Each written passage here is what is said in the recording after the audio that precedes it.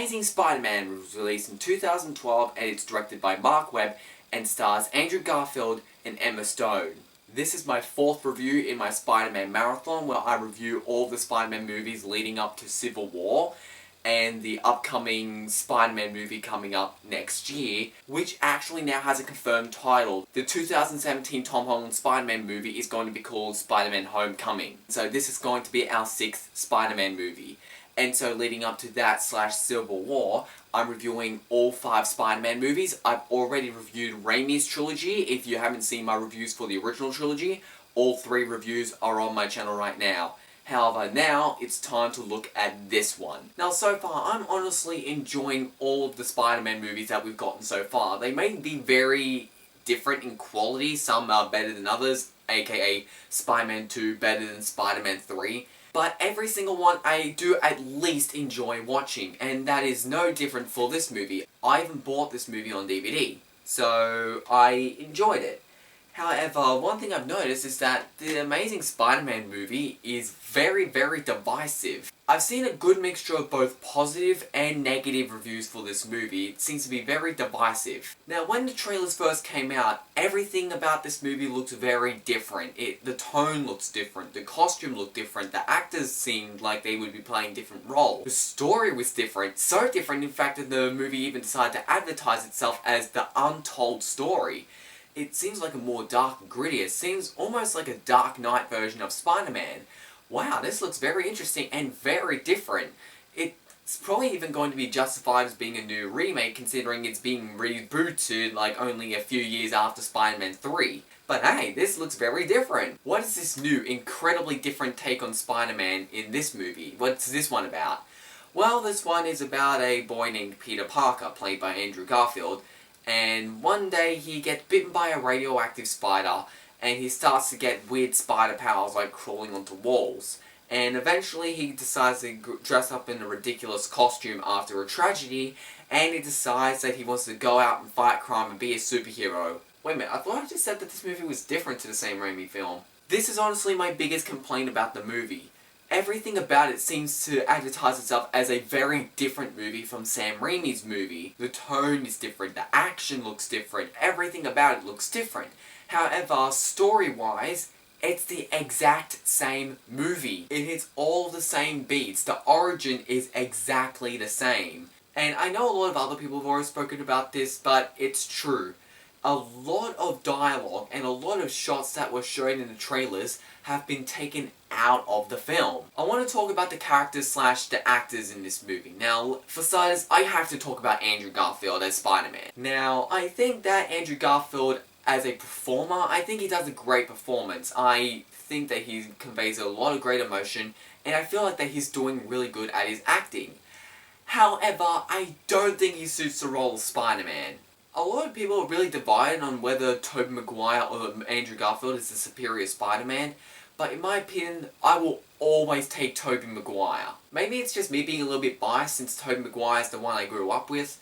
However, I don't really buy Andrew Garfield or Spidey. He especially sucks as Peter Parker. Andrew Garfield is not Peter Parker. He's like this punk kid who disobeys rules and he is a bit of a smart aleck at times. Like, you don't buy someone like Peter Parker gets bullied. Now, I know everyone else is saying this, but I agree. I will say though that he is really enjoyable when he's in the suit. And a lot of people are also freaking out going, wow, he's actually funny in this movie. He's cracking jokes all the time. Like, he's such a smart aleck now and he's really cocky. He's really funny this time and wow, he's just giving jokes all the time. Tobey never joked in the original trilogy.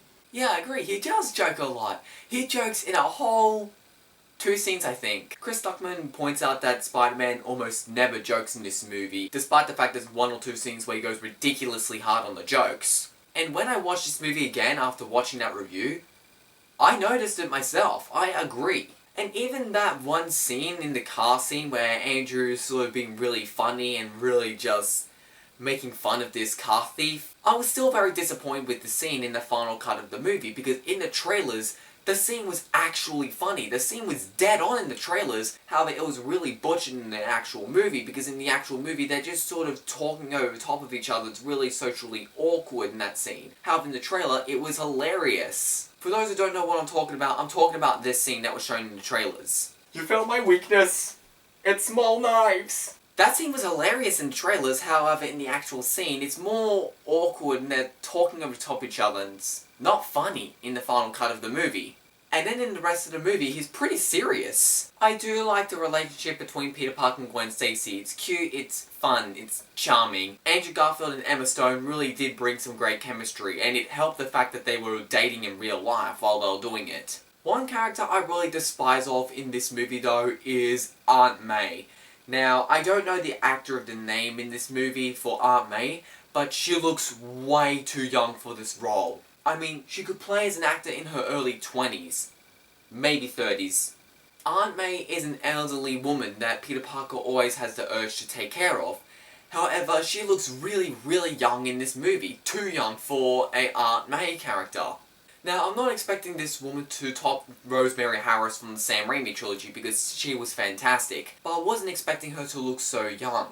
I really like Dr. Kurt Connors in this movie, and he's a very compelling character before he turns into the Lizard. At first, he's not that much of a villain at first. In fact, he's a very likable guy.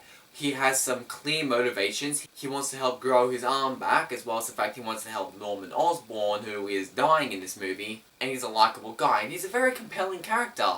However, once he finally injects the serum into his arm, and then he turns into the Lizard, he becomes a very uncompelling character. He just becomes a one-dimensional villain who just wants to sort of just destroy New York City. And his plan is very stupid as well. I also really despise the look of the appearance of the Lizard himself in this movie, because the way he just looks way too humanized in this movie. He looks like a human with green. And I've seen enough variations of the Lizard to know that he looks like a giant lizard. He just looks too human to me. And going back to that thing I complained about the movie being the exact same as the Raimi films, I think that it would have been interesting if maybe either have a completely different origin story, or have the same origin, but have some new twists into it. For example, I'm actually really curious to see a version of maybe if you tried to give Spider-Man a different motivation for being the superhero, and what if Uncle Ben survived during the origin? We all know that Uncle Ben dies, and so when we go into this movie, if we've seen any other variation of Spider-Man ever, we can all see it coming a mile away. We know this guy is going to die. The instant we hear that this guy's name is Uncle Ben, we instantly know that he's going to die in the movie. So wouldn't it be interesting to change things up and we saw a version of Spider-Man where Uncle Ben never died? Maybe there could be a situation similar to his death, and Uncle Ben knows that Peter Parker is Spider-Man, and so it could be an interesting idea/conflict of Peter trying to keep it a secret to Aunt May, but trying to get advice from Uncle Ben, because Uncle Ben is aware of it through these crises and all this other great stuff. Like, there's some really cool possibilities. I honestly would think that this would be a cool idea. If I ever directed a Spider-Man movie that was retelling the origin story, which I know is a stupid idea because it's been done to death by now, but I would be very interested in trying to take this variation on this situation. Also, you have Uncle Ben, you're retelling the origin story and everything, and you repeat all these other things that Raimi does, and yet not once do you say the iconic "with great power comes great responsibility" line. I know you're trying to be different from the Raimi movie, but if there's one thing that is essential for the Spider-Man character, it's that line. It's so iconic, and you just can't complete the Spider-Man character without that line. That line should have been in the movie. Another thing I really am not too sure about this movie is like the overall tone. Now, I've been complaining a lot lately that movies like Man of Steel, Avengers Age of Ultron, Captain America Winter Soldier, and all these other movies are really dull, really grey, really depressing, and taking themselves very seriously. And this movie is similar to Contacts. This is not a very colourful movie. A lot of the movie takes place at night, and it's a more drained kind of film. However, for some reason, unlike all the other ones, I honestly don't mind. I think I just find myself so invested into the story and the characters in this movie, and I'm so much more invested into this one, than I am in all the other ones, which is why I don't mind the tone in this one as much. But one thing I will say I'm really not a fan of is the suit in this movie. I do not like the suit in this movie. And the reason why is because it looks really sloppy. It's just a mess of a suit. And a lot of people say that's cool because it looks like that he's actually built by a teenager. However, Spider-Man overall is a very unrealistic character. There's so many aspects of it that doesn't make any sense. So why are you trying to make it realistic? That's something I never got. Not to mention that he is able to make a completely good Hollywood-looking suit in the sequel, so that's thrown out the window as well. So what's with the sloppy suit? Another thing I think is really sad is the editing of this movie. This movie is edited pretty poorly. For starters, I'll state everything that's been happening that everyone else has been talking about, and that is the fact that there are some very, very important scenes of the movie that have been taken out of the film. I also think that there are some very useless scenes that have been left in the movie. Why not take those useless scenes out and put the more useful scenes in? Another thing I think is really sad is that there's a lot of times where a scene is very awkwardly cut to another one. Like we come to one scene and then we just cut to a completely different scene and it feels very unnatural, I think is the best word for it. It's very awkward. And I personally think there could have been a much better job done with the editing. The action is used a lot more sparingly in this movie. There's only a couple I can think of at the top of my head. But the little action we do get is very, very entertaining. I really enjoyed the scene on the bridge, and I loved the fight in the school. And one thing that really blew my mind is the CGI in this movie, because I do agree there should never be that much CGI in a movie. I never think it should be overused. However, one thing that blew my mind in this movie is that pretty much the entire school fight is CG, which blew my mind because when I watched it for the first time, I never noticed. It looked real. I felt like that the main characters were actually there on the screen. I thought they were there. But no, these are complete computers and they're excellent. Like the lighting, like with the windows and everything behind them, it helps them blend in so well. It looks real. There isn't a single shot in this movie that I think looks fake, which is fantastic. The CGI in this movie looks amazing. No pun intended. The crane scene is my favourite scene in the movie. Or maybe that's just simply because I love it visually, because my favourite scenes in the movie are honestly the scenes where Spider-Man is just swinging around the city, because my favourite aspect of the character is the fact that he can swing from building to building with his web lines, with his organic all-web shooters, and sort of like does this dance through the city, and it's very fun. I just love that idea of the character. And even though we only got like 2 scenes when he's properly web swinging, they're both very entertaining scenes. My real problem with the crane scene though is sort of how it works into the story. Because Spider-Man's leg is injured and so he's having trouble getting to Oscorp, which he needs to get to in a hurry.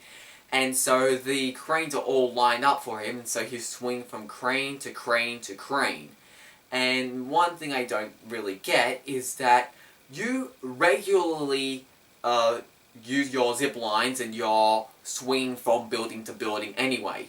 Wouldn't it be just easier to continue doing that? It shouldn't be that much of a problem for you to swing from building to building, since it's your arms that's doing all the work. Another issue is the fact if you still don't think that you'll be able to swing, then why is it a better idea to swing on the cranes? You're still technically swinging through the city. If your leg was that bad and you couldn't swing, then you wouldn't even be able to swing on the cranes. It just makes no sense. Another thing that doesn't make sense to me are the eye lenses in Spider-Man's suit. Now, I hope I'm not the only one who noticed this, but I have a bad feeling I am, because not even CinemaSins brought it up. But I've noticed that throughout the entire movie, when Peter Parker first gets his suits, the eye lenses in his mask are constantly changing. Sometimes it looks like this glass, sort of see-through kind of look. Sometimes it's a bright yellow material, and sometimes in very rare occasions it's sort of like this red sort of material. Here are 3 different shots, and these are all supposed to be in the same suit. And yet they are 3 different lenses. And the shots keep on coming back and forth between the 3. And so it's very weird. I'm surprised I'm the only one who noticed it.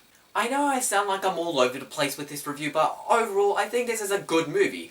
I really do enjoy the action. The performances are very great. I think that the actors definitely did their best in their roles, despite the fact I don't think the actors themselves suit the roles.